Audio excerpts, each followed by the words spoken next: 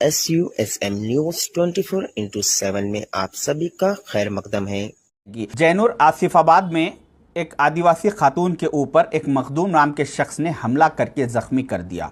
उसके बाद immediate Telangana police ने उसे गिरफ्तार करते हुए जेल भेज दिया। मेरी तेलंगाना पुलिस से ये रिक्वेस्ट है कि अगर इस मखदूम नाम के शख्स के ऊपर और कुछ सख्त कार्रवाई हो सकती है तो कीजिए, मगर इस वाक़ये को बहाना बनाते हुए चंद फिरका परस्त लोगों ने जैनूर में मसाजिदों पर, मुसलमानों के घरों पर और दुकानों पर जो हमला किया है वो नाकाबिले बर्दाश्त है।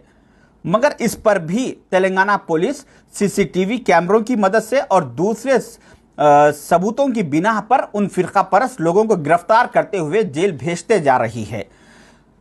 जब से तेलंगाना में कांग्रेस की हुकूमत आई है, वक्तन फ़क्तन कुछ ऐसे हादसा पेश आते जा रहे हैं।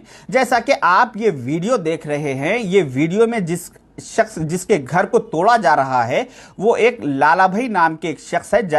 जैनूर के उनके घर पे अटैक किया गया और जो बैठा हुआ शख्स है वो अपने सारे साथियों को लेकर आके वहां पर बैठ के चीखते चिल्लाते हुए उन्हें कह रहा है कि इस घर में घुसो, मारो, तोड़ो।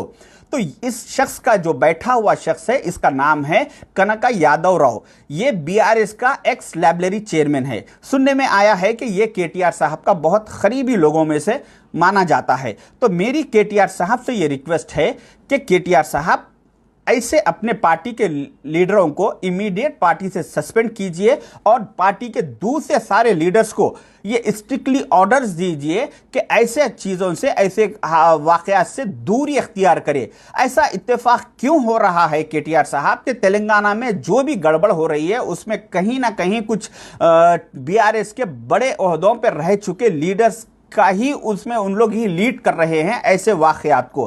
तो अगर केटीआर साहब इस पर अपनी खामोशी नहीं तोड़ेंगे तो तेलंगाना की आवाम ये सोचने पे मजबूर हो जाएगी कि कहीं ऐसा तो नहीं कि बीआरएस पार्टी इख्तिदार से बेदखल होने के बाद केटीआर साहब बौखलाहट का शिकार होकर अपने लोगों को ये काम पे लगाए हुए हैं। मैं नहीं समझता कि केटीआर साहब इतनी नीच हरकत करेंगे, मगर केटीआर साहब अगर ऐसे वाक़यात पर अपने पार्टी के लीडरों को नहीं रोकेंगे और उन लोगों को सस्पेंड नहीं करेंगे तो कहीं ना कहीं ये सोचने पे मजबूर तेलंगाना की आवाम हो जाएगी। रहा सवाल दूसरा, मेरे कई चाहने वाले सोशल मीडिया पे मुझे ट्रोल कर रहे हैं, कह रहे हैं कि आपने तो मुसलमानों केसीआर को पहचानो, बहुत बोला केसीआर साहब के दौर में, अब क्या हो गया है कि अब खामोश है।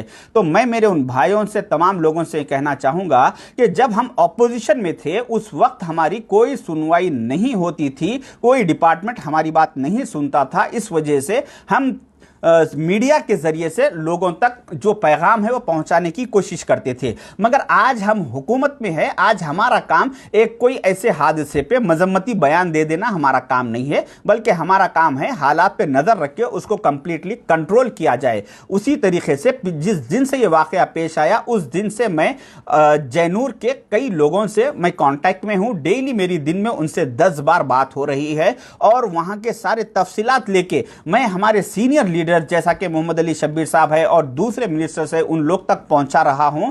और मेरी वहां के एसपी साहब, डीएसपी साहब से भी कंटिन्यूसली मैं उनसे भी फ़ोन पे राब्ते में हूं। मैं अपनी कोशिश बराबर कर रहा हूं।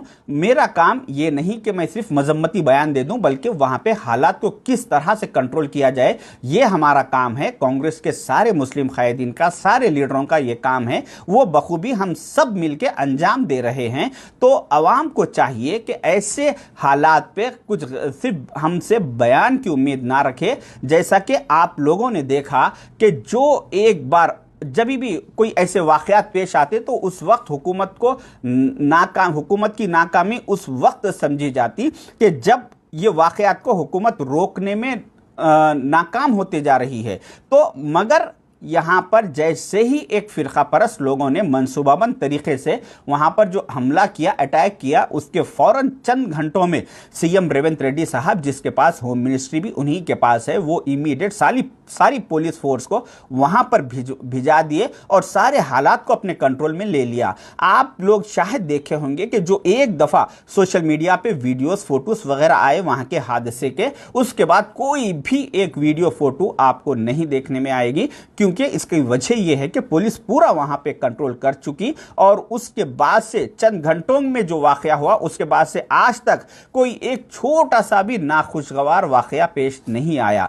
तो इसकी वजह यह है कि पुलिस वहां पे बखूबी अपना काम अंजाम दे रही है और लोगों को ये एतराज है कि क्यों वहां पे मुस्लिम कायदीन, वहां पे कांग्रेस के लीडर्स वहां पे आज तक दौरा नहीं करे। इसकी वजह ये है कि अगर कांग्रेस के लीडर्स वहां का दौरा करेंगे तो उसके बाद कुछ फिरका परस्त पार्टियों के लीडर्स भी अपने दौरे शुरू करेंगे और गैर जिम्मेदाराना बयानबाजी करते हुए माहौल को खराब करने की कोशिश करेंगे। इस वजह से पुलिस ने सारे पॉलिटिकल लीडर्स को वहां पे आने पे कुछ दिनों के लिए पाबंदी लगा दी है, क्योंकि हमारे लोगों में सियासी शऊर की थोड़ा कमी है। दूर अंदेशी से जरा हालात पर नजर रखिए, देखिए कि पिछले चंद सालों से जैसा कि कर्नाटक में कांग्रेस की गवर्नमेंट है वहां पे ऐसे कुछ हालात पेश आए, उसके बाद फिर तेलंगाना में कांग्रेस की गवर्नमेंट है, यहां पे वक्तन फक्तन फिर हालात कुछ ना कुछ ऐसे हादसे पेश आते जा रहे हैं। फिर हिमाचल प्रदेश में जहां पे कांग्रेस की गवर्नमेंट है वहां पे एक छोटे से इशू को, एक मस्जिद जो 10 साल पहले आज से बन चुकी थी, उस मस्जिद को पर 4 फ्लोर जो कंस्ट्रक्शन किया गया है वो विदाउट गवर्नमेंट के परमिशन के किया गया है। तो इतने छोटे से इशू को लेकर वहां पे हिमाचल प्रदेश में हजारों नहीं बल्कि लाखों लोग रोडों पे निकल के आके एहतजाज कर रहे हैं कि कैसा ये मस्जिद को, इलीगल मस्जिद को पर रखिए, इसको डिमोलिश कीजिए, फलां फलां इस तरह से। तो मेरा कहने का मतलब ये है कि कुछ फिरका परस्त लोग ये चाहते हैं कि हिंदुस्तान में माहौल खराब हो और खासकर उन स्टेटों में जहां पर कांग्रेस की गवर्नमेंट है उन स्टेटों में माहौल को खराब करने की एक बहुत बड़ी साजिश रची जा रही है। तो हमें चाहिए कि कांग्रेस के ऐसे वक्त में हमें कांग्रेस का साथ दे, क्योंकि कांग्रेस का वो फिरका परस्त लोग कांग्रेस के दुश्मन इसीलिए है कि कांग्रेस हमेशा से जहां जहां कांग्रेस की स्टेट में गवर्नमेंट है वहां पे SC ST OBC minority majority सारे लोगों को बराबरी का हक देना चाह रही है और सबकी बुनियादों को मजबूत करने का काम कांग्रेस कर रही है। इस वजह से वो लोग नहीं चाहते कि माइनॉरिटीज के बुनियादें मजबूत हो, इसलिए कांग्रेस को बदनाम करने की पूरी साजिश है। ऐसे बुरे वक्त में, ऐसे खराब वक्त में हमें चाहिए कि कांग्रेस का साथ दे, बल्कि इस हालात को समझे, सियासी शऊर बेदार करे, दूर अंदेशी से काम ले इस वजह से। और बहुत जल्द इंशाल्लाह जैसे ही जयनूर के हालात पूरे काबू में आ जाएंगे उसके बाद वहां पे पूरी जो भी है भरपाई करने की हुकूमत से बराबर कांग्रेस के मुस्लिम कायदीन नुमाइंदगी करेंगे। शुक्रिया, अल्लाह हाफिज।